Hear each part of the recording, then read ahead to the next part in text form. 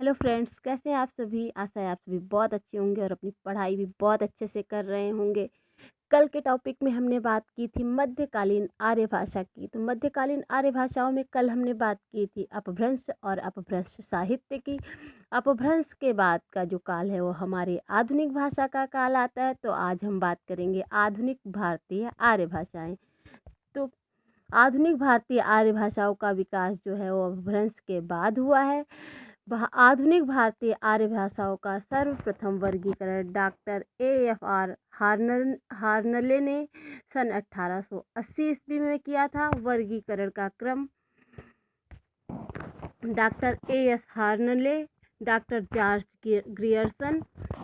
Grierson के बाद doctor Suniti Kumar Chatterjee, doctor Suniti Kumar Chatterjee के बाद डॉक्टर धीरेन्द्र वर्मा, डॉक्टर धीरेन्द्र वर्मा के बाद डॉक्टर भोलानाथ तिवारी और भोलानाथ तिवारी के बाद हरदेव बिहारी ने काल क्रमानुसार आधुनिक भारतीय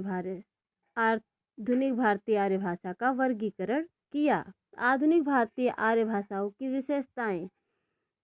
अब बात करते हैं विशेषताओं की। तो सिंधी भाषा का नाम सबसे पहले आता है। सिंध नदी के दोनों किनारों पर सिंधी भाषा मुख्य रूप से बोली जाती है।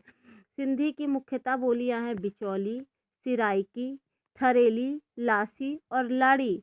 सिंधी की लिपि लंडा है। यह एक गुरमुखी तथा फारसी लिपि में भी लिखी जाती है।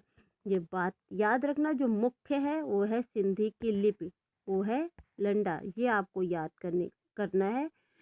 बोलियां कभी कभी पूछी जाती हैं पर लिपियां पूछी जाती हैं, तो ध्यान देने वाली बात है सिंधी की लिपि लंडा है और यह गुरमुखी तथा फारसी लिपि दोनों में लिखी जाती है। अब इसके बाद आगे बढ़ते हैं और बात करते हैं लहंदा। तो लहंदा का शब्दगत अर्थ पश्चिमी है। इसके अन्य नाम पश्चिमी पंजाबी, हिंदकी, जटकी, मुल्तानी, चिभाली और पोठवारी आदि हैं। यह लहंदा भाषा के बारे में बताया गया। उसी के अंतर्गत पंजाबी, मुल्तानी यानी कि जो पश्चिमी साइड की भाषाएं हैं वो आती हैं। अब बात आती है पंजाबी की। तो पंजाबी की लिपि भी लंडा है पर सुधार कर गुरमुखी बनाई गई है। इसकी मुख्य बोलियां पंजाबी के अंतर्गत बोली जाती हैं माझी, डोगरी, दोआबी और राठी। बात करते हैं गुजराती की। गुजराती गुजरात प्रदेश की भाषा है। इसकी अपनी लिपि है गुजराती, जिसमें सिरोरेखा नहीं होती। सिरोरेखा उसे कहते हैं जो हम हिंदी में लिखने के बाद कोई भी अक्षर जैसे कि हमने ये पा लिखा, तो पा पे ये जो मात्रा हम लगाते हैं ये सिरोरेखा कहलाती है। अब आगे बढ़ते हैं, मराठी की बात करते हैं। तो मराठी मराठा प्रदेश की भाषा है। इसकी प्रमुख बोलियां कोकड़ी, नागपुरी, कोष्टी, माहरी है। इसकी लिपि भी देवनागरी है। मराठी महाराष्ट्र साइड में बोली जाती है और यह देवनागरी, जैसे हमारी हिंदी की लिपि देवनागरी है वैसे ही मराठी की भी लिपि देवनागरी है। अब बात करते हैं बंगला की। यह बंगाल प्रदेश की भाषा है। बंगला प्राचीन देवनागरी से विकसित बंगला लिपि में लिखी जाती है। यह विकसित तो देवनागरी लिपि से हुई है पर इसकी अपनी एक लिपि है जिसका नाम बंगला है। अब बात करते हैं आसमी की। तो आसमी भाषा को ही असमिया कहा गया है। यह असम प्रदेश की भाषा है। इसकी मुख्य बोली विष्णुपुरिया है। विष्णुपुरिया बोली असमिया के अंतर्गत आती है। इसकी अपनी लिपि है बंगला। यह भी बंगला लिपि में ही लिखी जाती है। अब इसके बाद बात करते हैं उड़िया की। तो उड़िया जो है ना, यह उड़ीसा के अंतर्गत आती है, जो हमारा उड़ीसा राज्य है। उड़ीसा राज्य की भाषा है यह, और इसकी प्रमुख बोली है गंजामी और संबलपुरी और भत्री। ये इसकी मुख्य बोलियां हैं, भत्री, गंजामी और संबलपुरी। जैसा यहाँ पे भी लिखा हुआ है गंजामी, संबलपुरी और भत्री। इसकी लिपि ब्राह्मी की उत्तरी शैली से विकसित हुई है। ब्राह्मी, जैसा कि अभी हम आपको आगे बताएंगे बोलियां कहाँ से आई हैं, इसका हम एक चार्ट भी आपको बना के देंगे। तो मैं बात करूँ, ब्राह्मी ही हमारी आधुनिक जो हिंदी भाषा है, दक्षिणी भाषाएं, यानी अगर हम इंडिया की भाषाओं की बात करें तो ये सारी भाषाएं ब्राह्मी लिपि से ही निकली हैं, अर्थात देवनागरी लिपि भी ब्राह्मी से ही निकली हुई है।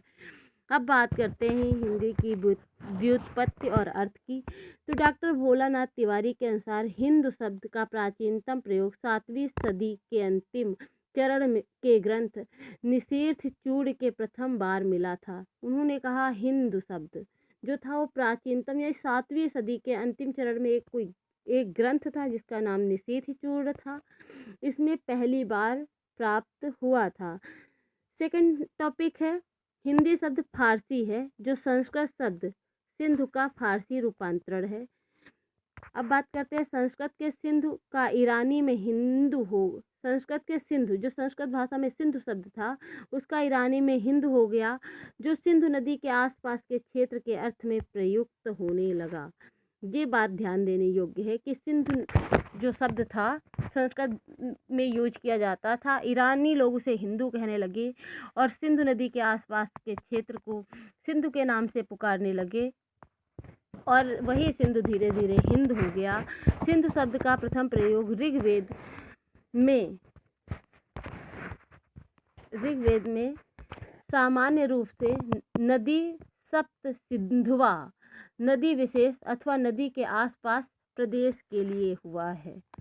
अब इसके बाद बात करते हैं आगे भाषा के अर्थ में हिंदी शब्द का प्रयोग व विकास। इसके मुख्य बिंदु जो बहुत ज़्यादा इम्पोर्टेंस है और आप लोगों को ध्यान देना भी चाहिए एग्जाम्स की दृष्टिकोण से, तो बहुत ज़्यादा महत्वपूर्ण भी हैं। भाषा के अर्थ में हिंदी का प्रयोग फारस और अरब में होता है।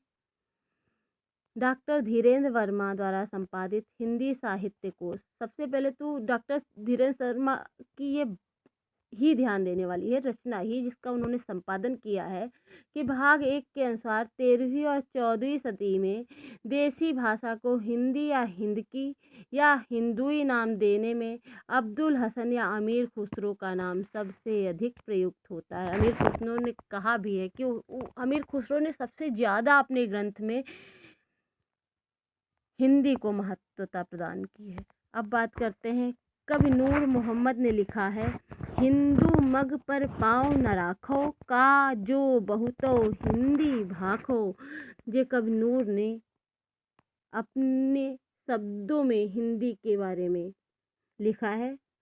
8वीं सदी तक हिंदी मुसलमानों की भाषा न रहकर 18वीं सदी तक, यानी 18वीं सदी आते आते पहले लोग कहते थे कि हिंदी जो थी वो मुस्लिमों की भाषा थी, वो फारस की भाषा थी, फारस और अरब साइड की भाषा थी। लेकिन 18वीं सदी आते आते हिंदी मुसलमानों की भाषा न रहकर हिंदुओं की भाषा की ओर झुक रहा था या झुक रही थी। अब बात करते हैं हिंदी का नवीन अर्थ में लिखित कैपिटन ने सन 1812 ईस्वी में फोर्ट विलियम कॉलेज के वार्षिक विवरण में प्रयोग किया। अगर नवीन अर्थ का प्रयोग हुआ तो 1812 में फोर्ट विलियम कॉलेज के वार्षिक विवरण में हिंदी शब्द का प्रयोग हुआ। हिंदी साहित्य के इतिहास ग्रंथों का अर्थ है हरियाणा, हिमाचल प्रदेश, उत्तराखंड, दिल्ली, राजस्थान, उत्तर प्रदेश, मध्य प्रदेश तथा बिहार की भाषा। इस पूरे प्रदेश को हिंदी प्रदेश तथा इन भाषाओं को हिंदी भाषा या इन राज्यों में बोलने जाने वाली बोली को हिंदी भाषा की बोली कहते हैं। और अब मेरा टॉपिक ये यहीं पर समाप्त होता है।